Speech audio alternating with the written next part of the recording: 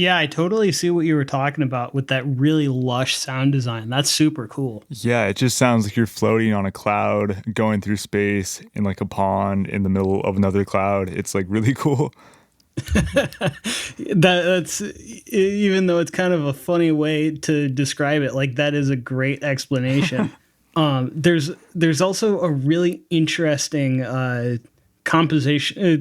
compositional trick that he uses that I noticed, which is that there's that buildup going into like the chorus. It's not really a drop, whatever you want to call that section, Right, right. but then he kind of makes you wait for that payoff. It like all of the instruments don't all come in on that one after the buildup.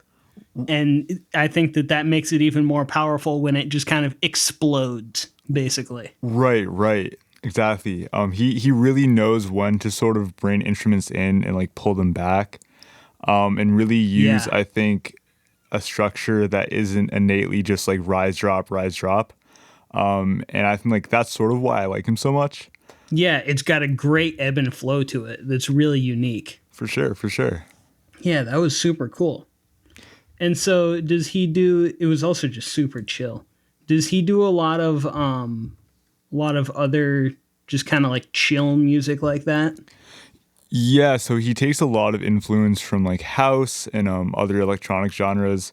One thing that I really like about him is that his growth as an artist. He's like been around for the better part of this past decade. But he started out doing a lot of more like feature based dubstep inspired trap inspired stuff. But really moved towards a more experimental sound. This song was a little poppier as far as his last album goes. But a lot of his newest album gets really just weird and cool and sort of like left field. And it's a really fun album while still being really sort of different. Yeah, I really like that sort of personal growth, I suppose. Totally, totally. I always like when artists sort of evolve and change, but still sound like them. Because they're always like true to like what they want to do and true to themselves. And it's been really cool to see Casbo sort of change over time. And I think it makes looking forward to new releases even that much more exciting when like it's like truly going to be something new. Like there's some artists where like I would love if they could put out the same album over and over and over again. But at the same time, it's always cool to see them change.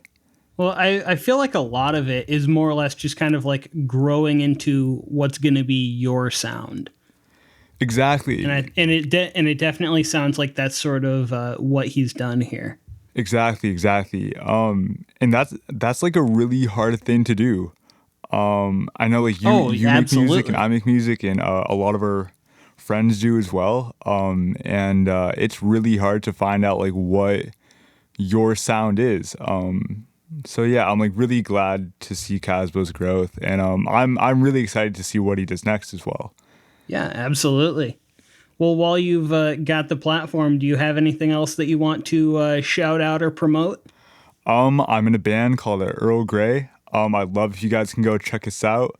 We have an EP called Far Off and a single called LeBain. All right. I'm also doing a bunch of side projects for this next year, so no information on those at the moment. But there's a bunch of like new stuff that I'm working on with a bunch of great people. So I'm really excited to have something out in 2021. All right. Well, I'll make sure to tag you in this on Instagram so that people can follow you there. Thanks for being on the show. Thanks so much, Ryan. All right. So up next, we have a newcomer to the podcast, my sister, Erin Nicholas. Howdy. So, is there anything that you want the audience of the Fresh Finds podcast to know about you before we get started? I live a simple life. Don't really have much interesting to say. So, Okay. Well, then moving on. What was your favorite song of the year? my favorite song of 2020, this absolute hell of a year, was Amen. Ashton Irwin's Greyhound off of his debut album, Super Blue. He's the drummer of one of my favorite bands, 5 Seconds of Summer. And during okay. during quarantine, he decided he would start working on his first solo album. They're not breaking up as a band, thank God. I was really worried about that. But yeah, he recorded most of the album in his living room, and it came out, I think it was in October, and it was a really deep and personal album. A lot of mental health awareness, kind of telling his story, what he's been through with like body dysphoria and anxiety and depression, obviously.